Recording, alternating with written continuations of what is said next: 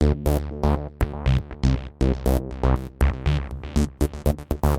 to Psychometrics. Today is Wednesday, June 26th. I'm a fourth-year psychiatry resident in the National Capital Region who, by the time you hear this episode, will likely be a fellow in child and adolescent psychiatry.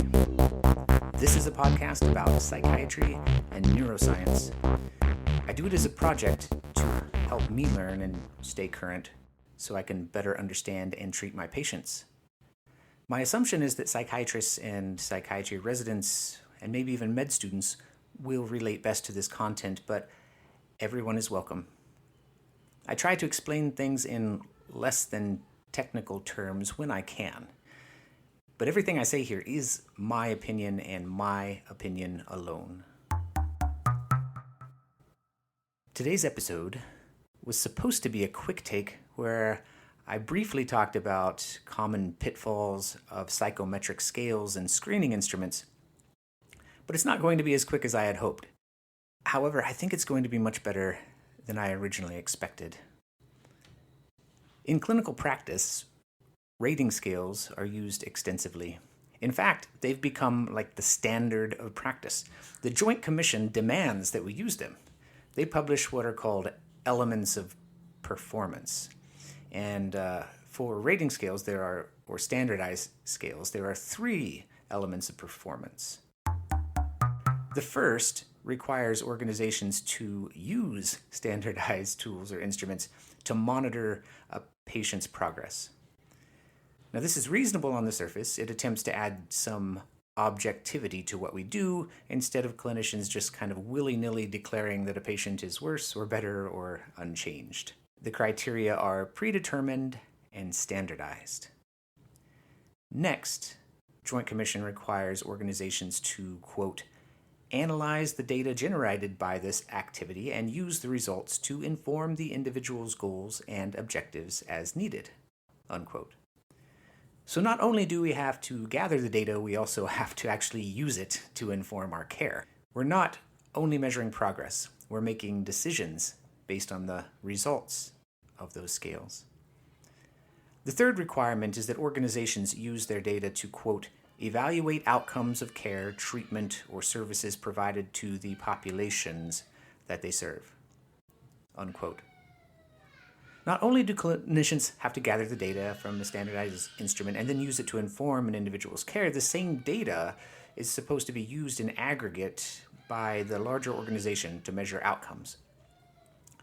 Outcomes at a higher level, like outcomes at the hospital level or the clinic level. So adding this requirement means that organizations have a very strong incentive to require clinicians to use very particular measures, whether the clinician feels like this is an appropriate measure for their patients or not. However, if clinicians each got to decide by themselves what to use, then there might be such a variety of different outcome measures that it would be hard at the organizational level to actually aggregate them and make any sense out of it.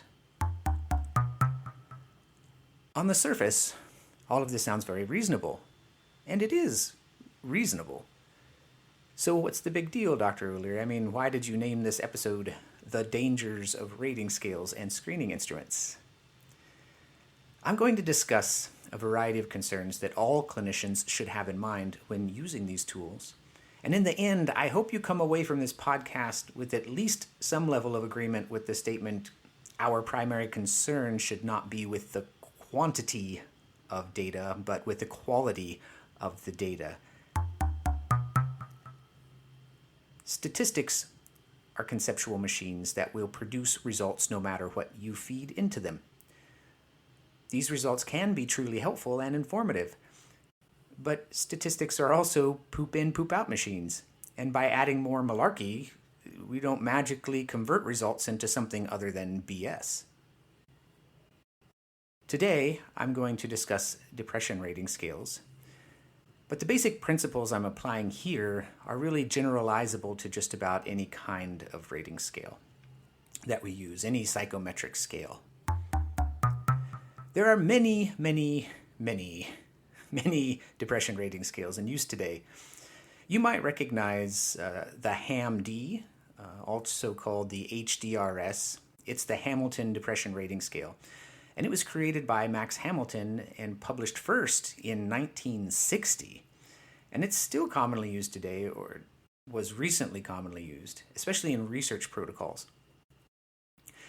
In the 1970s, Aaron Beck, the father of cognitive behavioral therapy, published his BDI, or Beck Depression Inventory, which has also gone through multiple iterations.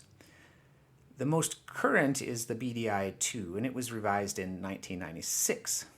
It is used today, but you have to pay to use it. You're not allowed to make copies of it. So that really limits its spread. Another tool, and maybe the most common in clinical practice, is the PHQ-9, or the Patient Health Questionnaire 9. It was originally developed in the 1990s by Pfizer as a part of a larger battery of tests called the Prime-MD. But it's generally used separately now. I mean, the Prime-MD was so many tests that it was really, you couldn't actually give it to someone. So it's been split apart. There are many other different depression rating scales that I have not mentioned, and you can find a good summary of them at apa.org. Just search for depression rating scales. Or you can look at the show notes at didactic.buzzsprout.com for a link to that site. Today, I only have time to compare the HAM-D and the PHQ-9 and discuss different qualities about them.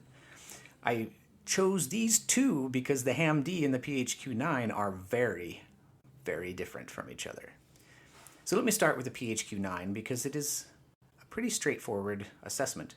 And by that I mean all that it does is take the 9 diagnostic features of depression that are listed in the DSM and uses them to sequentially ask patients to rate how often each of these symptoms have been present over the past 2 weeks.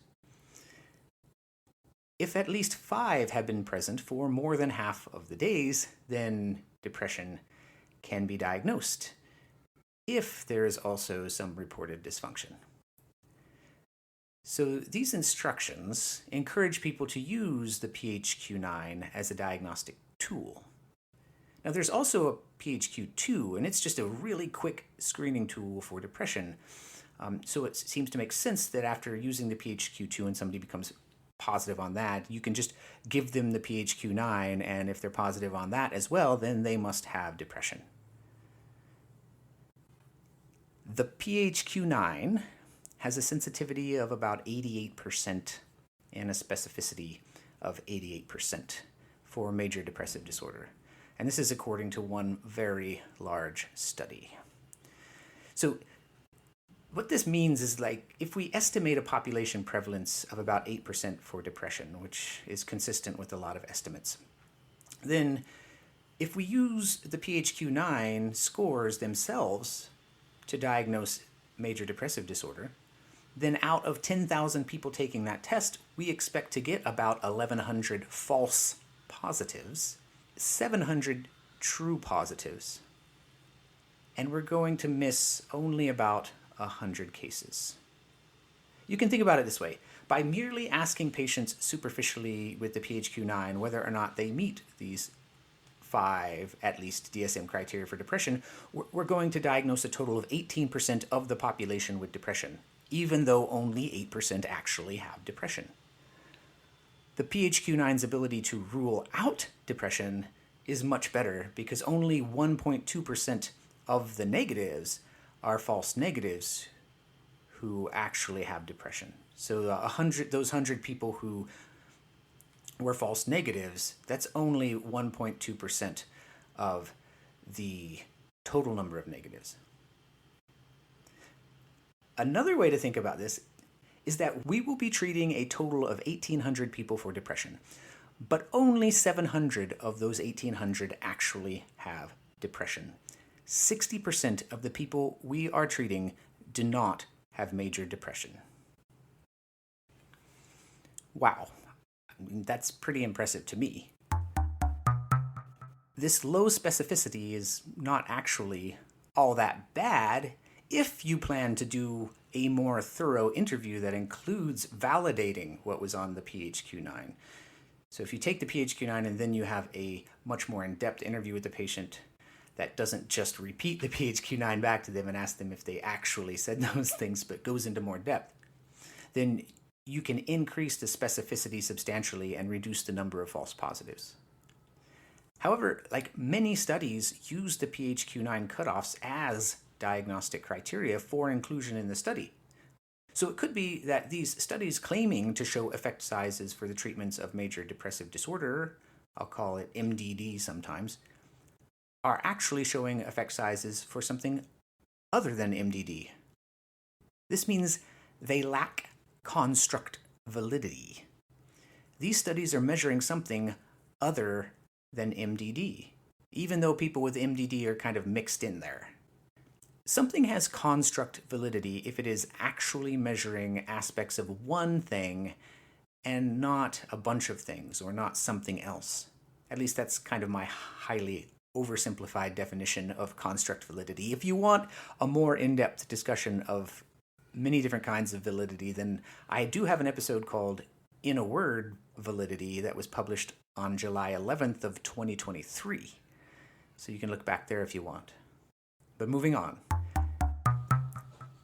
As a measure of the severity of depression, the PHQ-9 can measure how often the DSM criteria symptoms are present over a period of time. Like, is it every day, several days, more than half the days? And a higher total score supposedly means that the depression is worse. You can classify the depression based on some cutoffs that I'm not going to include on the show because I think they're rather arbitrary. In fact, in my opinion, and by the way, this entire podcast is my opinion and only my opinion, the only thing the PHQ-9 can really tell us with any kind of confidence is whether someone still meets the criteria of MDD or not after they have been diagnosed. So remember, the PHQ-9 was actually pretty good at ruling out MDD in the large population. So if it fails only about 1.2% of the time in the general population, this means that it's pretty good at finding people who don't have major depression anymore. The false negative rate will increase a bit in the patient population that actually has MDD because the prevalence of MDD is well, you could call it 100% in that population. So you're going to get more false negatives in that population statistically, but it's not going to misattribute remission most of the time, or much more often than it should. I don't think that the severity measures of the PHQ-9 are very useful because self-reports of the frequency of a subset of all possible vaguely defined depressive symptoms cannot possibly be very reliable, at least not with any kind of precision. Also, depressive symptoms are not limited to only the diagnostic criteria of depression. So this means that the PHQ-9 lacks content validity. It includes some, but not all of the features that can or should be measured for people who have MDD. It is missing so much. Speaking about missing things, let me jump back to the 1960s and talk about the Hamilton Depression Rating Scale because it has far more items than the PHQ-9 does. The HAM-D is explicitly a clinician-administered scale, but you could make a self-reported version of it.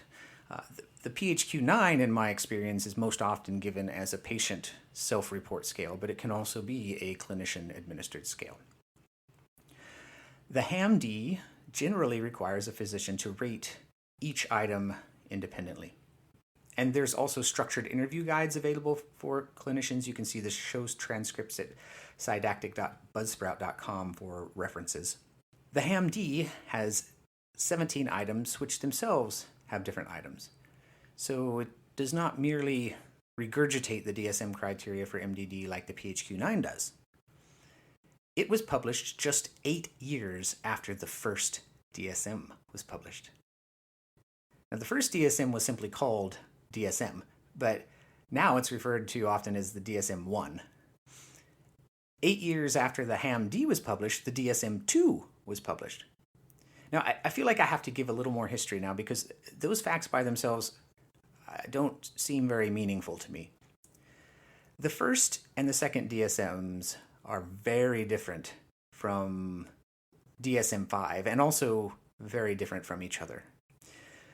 The original DSM, with regards to depressive disorders, or any of its diagnostic entities, did not call them disorders. They called them reactions.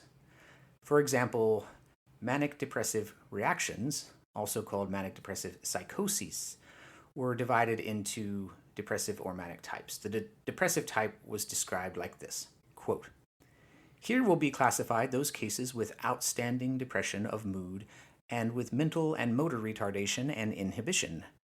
In some cases, there is much uneasiness and apprehension. Perplexity, stupor, or agitation may be prominent symptoms and may be added to the diagnosis as manifestations." Unquote. And that's it. That was your guidance for depression. 16 years later, the DSM-2 replaced the term reaction with the term illness. So it describes the depressive subtypes of a manic depressive illness like this, quote, "This disorder consists exclusively of depressive episodes. These episodes are characterized by severely depressed mood and by mental and motor retardation progressing occasionally to stupor. Uneasiness, apprehension, perplexity, and agitation may also be present.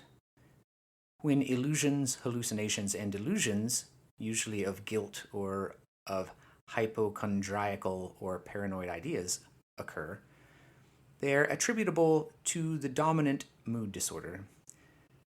Because it is a primary mood disorder, this psychosis differs from the psychotic depressive reaction, which is more easily attributable to precipitating stress." So they really start to try to get granular here and split things up and have very similar words. It's rather confusing. The DSM-2 also describes a depressive neurosis. It's not a depressive psychosis. It's a depressive neurosis. And it says that, quote, "Depressive neurosis is a disorder manifested by an excessive reaction of depression due to an internal conflict or an identifiable event, such as the loss of a love object or cherished possession. It is also to be distinguished from involutional melancholia and manic depressive illness. Reactive depressions or depressive reactions are to be classified here." So if something happened and then you got depressed, that's a depressive neurosis. There was also an entity called involutional melancholia. I'm going to save you a very long quote and just report that involutional melancholia is essentially depression in people in the last half of their life. So late middle age and older people who get depressed are diagnosed with involutional melancholia. Now, it also can't be the result of some recent event because that would make it a depressive neurosis. So why am I bringing all this up? One is because how we define depression is important, and I'm going to be questioning that later on in the podcast. But I find it fascinating that a tool to measure depression that is still widely used today, or at least was widely used until very recently, was conceived of during a time when psychoanalysts were still the prominent theorists defining mental disorders, and they didn't really agree with each other on much. The HAM-D originally had 17 items that could be scored. Various versions since then have expanded up to 29 items, but the 17-item test has been the most commonly used version as far as I'm aware. There's also the SIGHD, SIGHD, which is a structured interview guide for the Hamilton Depression Rating Scale. So if you want a guide, that exists. Each item of the HAM-D attempts to measure kind of a possible dimension of depression, and it can be scored up to 4 points, usually. Some of the items have only 2 possible points. The HAM-D covers all of what we would recognize today as the SIGI caps, and by that I mean the current DSM criteria. So they're kind of included in there somewhere. And often the groups that they're in are very kind of broad categories and not just those things in and of themselves. For example, low energy is a possible symptom of, quote, general somatic symptoms, unquote. Anhedonia is measured by a patient's relative engagement, like in work activities. So the less they engage in work activities, the more anhedonic they seem. It also contains measures like hypochondriasis, how much they feel like they're ill all the time. And it also attempts to measure a patient's insight. Can they even tell that they're depressed? And it includes a lot about anxiety, and it splits anxiety into something called psychic anxiety, like worry, apprehension, or fear, and somatic anxiety, when a patient describes bodily sensations, for example, things like palpitations, hyperventilation, but they might also score on here if they have an increase in sighing or an increase in flatulence. So one might be able to see how measures like this could be problematic. I mean, a patient could report a lower HAM-D score on a follow-up for no other reason than because they had eaten beans for dinner prior to the first encounter. Other versions of this test attempt to measure things like diurnal variations in the symptoms, depersonalization and derealization, paranoia, and obsessive and compulsive symptoms. So they're trying to measure a lot of things in some of these tests. But even with just the 17-item test, it appears that the HAM-D is actually measuring a lot of different things, some of which are just merely associated with major depression, but have very different etiologies. It's also possible that the HAM-D overall kind of has more content validity than the PHQ-9, in that it might be measuring more things that are causally associated with depression than the PHQ-9 is, because the PHQ-9 is just so short. However, the criterion validity of the HAM-D subscores is questionable. Now, criterion validity refers to how well a criterion actually describes an aspect or a construct, which is depression in this case, or you could say it is an aspect of depression in this case, depending on the relative way you want to define it. It can also, criterion validity can also refer to how well a criterion predicts the course of depression or the course of a treatment. So a subset of criterion validity is predictive validity. Does the particular criterion have both diagnostic or concurrent validity, or does it have prognostic or predictive validity? These things are kind of subsets of something called criterion validity.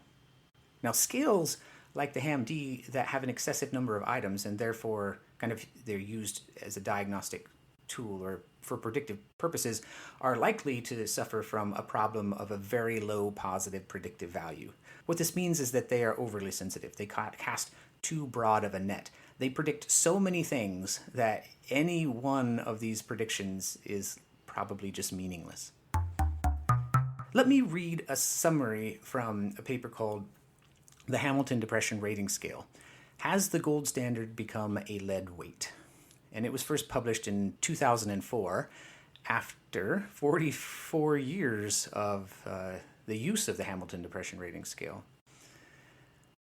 I quote, "Evaluation of item responses shows that many of the individual items are poorly designed and some to generate a total score whose meaning is multidimensional and unclear. The problem of multidimensionality was highlighted in the evaluation of factorial validity, which showed a failure to replicate a single unifying structure across the studies. Although the unstable factor structure of the Hamilton Depression Scale may be partly attributable to the diagnostic diversity of population samples, well-designed scales assessing clearly defined constructs produce factor structures that are invariant across different populations. Finally, the Hamilton Depression Scale is measuring a concept of depression that is now several decades old, and that is, at best, only partly related to the operationalization of depression in DSM-4, unquote." Now, their final conclusion is that the HAM-D is so flawed that it should be systematically abandoned instead of merely revised. They give a shout out to other measures like the Inventory of Depressive Symptomatology and the Montgomery-Åsberg Depression Rating Scale, because they claim that these scales were explicitly designed to address limitations of the Hamilton Depression Scale. The Montgomery-Åsberg, or MATTERS, contains only 10 items, and It's broadly consistent with DSM-4 criteria. It reminds me a lot of the PHQ-9. The inventory of depression symptomatology contains 30 items. It's very long, and it appears to try to get really granular about like particular modern DSM criteria for depression. Like it takes those criteria and splits them into many different questions. There's also something called the QIDS. I call it the QIDS. I don't know if other people do, but it's the Quick Inventory of Depressive Symptomatology. Now, for those of you who have listened to my episode on the STAR-D trial that was published December 10th of 2023, you may remember that the QIDS was used in place of the HAM-D, even though the HAM-D was the original measure used. They had to kind of convert HAM-D equivalents from the QIDS. So this study was criticized for this primarily because when they decided to use the QIDS and they did it for convenience purposes, this resulted in physicians themselves collecting the data, and this unblinded the assessor, basically. The physicians were not supposed to be the ones doing this. It was supposed to be a blinded assessor over the telephone. But I'm not going down that rabbit hole today. See my December 10th episode if you want more of that rabbit hole. Let me return instead to a criticism of the HAM-D itself, and that is that it is multifactorial, and therefore the final scores are invalid. So multifactorial means it's just kind of measuring too many different things. They assert that, quote, well-designed scales assessing clearly defined constructs produce factor structures that are invariant across different populations. That is a claim that they make. But they never discuss whether or not depression is a clearly defined construct. In theory, maybe it is, but in practice, I don't really think so. This brings me to another elephant in the room. What is depression actually? I mean, if we reduce our scales to more or less listing DSM criteria, what is it that we're missing? If scales are basically asking the same questions in slightly different ways, they're just looking for 9 DSM criteria in slightly different ways, then they are likely to have convergent validity. They're going to agree on their outcomes, independent of whether or not they actually have content validity, where they're measuring all of the stuff that they need to be measuring. They end up being just different species of a duck, all quacking and walking like ducks. None of them particularly interesting. Relying on scales can give us a false sense of knowledge. It can make us hyper-focus on only some aspects of a patient, and this could cripple our ability to actually identify and treat patients appropriately, and it can hamper a researcher's ability to actually ask meaningful questions because the questions that they're asking are constrained by this scale. Let me, maybe an example would be helpful here. So let me give an example of what's been called anhedonic depression, because I recently listened to a talk on this. So this is an entity that meets the DSM criteria for depression and has a strong component of an inability to experience pleasure and often inability to experience other positive emotions or maybe even negative emotions. So one of the consequences of anhedonia is amotivation. Just people don't feel like doing anything and they don't really do much. And there's a reduced ability to actually benefit from reward-based learning. So the rewards don't seem to affect them. Dr. Diego Pizzagalli, I think that's how you say it, I apologize, a professor of psychiatry at Harvard Medical School, has been studying how anhedonia affects patients and how our usual first-line treatments for depression, such as SSRIs and cognitive behavioral therapy, have a much reduced efficacy for this phenotype of depression. His research strongly suggests that anhedonic depression can be treated better by targeting the mesolimbic and the mesocortical dopaminergic pathways instead of the serotonergic pathways. Now, I don't have time to explain all of this in detail, but the point of this example is to show that a composite score on a rating scale for a complex and multifaceted construct that may itself be different things may not have much actionable information in it. it's too noisy. Studies that include patients primarily on the basis of a score on a composited scale may include far more patients without the condition than they do with the condition, but they're measuring them assuming they have the condition. It would be as if they just randomly picked a large portion of a healthy controlled group to be classified as having the condition and then put them in the study group. In a busy clinic, relying on scales for diagnostic purposes will result in treating far more people for a condition than actually have the condition. If the scale is also measuring many different things, then these things should be better conceptualized separately than as part of just some larger measure. The diagnostic process needs to be separate from scales themselves. I understand the Joint Commission's insistence that standardized measures be used, but if these convenience measures are mistaken for real medicine, then true improvements in care are going to remain elusive. I'm not recommending that we do not use scales. I'm advising that we do more to understand what that scale can and cannot tell us. Thank you for listening. I am Dr. O'Leary, and this has been an episode of Psydactic.